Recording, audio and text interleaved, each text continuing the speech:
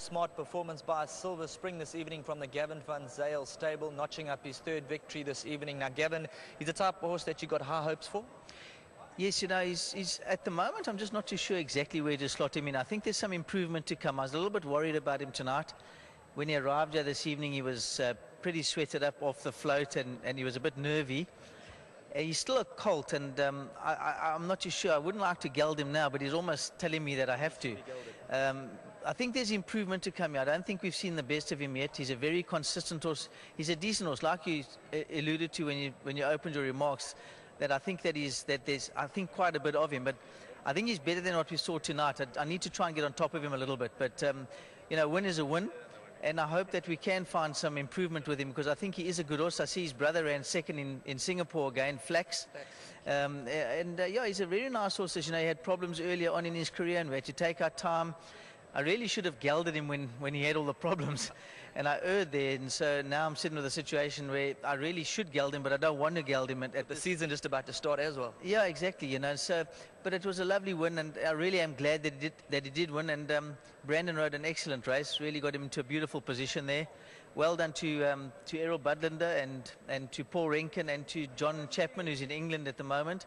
I'm sure he's listening, and Paul Renken down the coast on holiday, or up the coast on holiday, and stalwart supporter Errol Budlander. Well done to all of them, and of course to the breeders as well. Fawn Maynard, he bred him at Terry Silcock's farm, I think it was.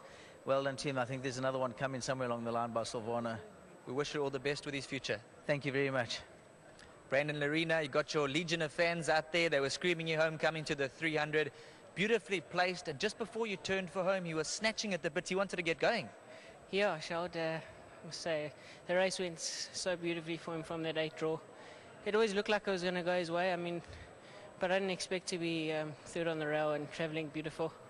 But you know, he's a nice horse. I've always, every time I've been in the winner's box with him, I've said I do rate him. And I've got to say well done to Gav, and obviously Mr. Chapman, Mr. Budlander and Mr. Renken. You know, they took a chance in investing long term with this horse, and they're reaping the rewards now.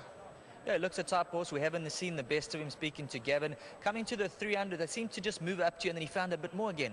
Sure, I think only racing is going to improve his whole demeanour. You know, he's quite a horse. He's quite a high-strung horseback at home, and he messes around. Obviously, he's still an entire, but I think only racing will get him in the right path. Well done. Thank you. Well done again to the whole team.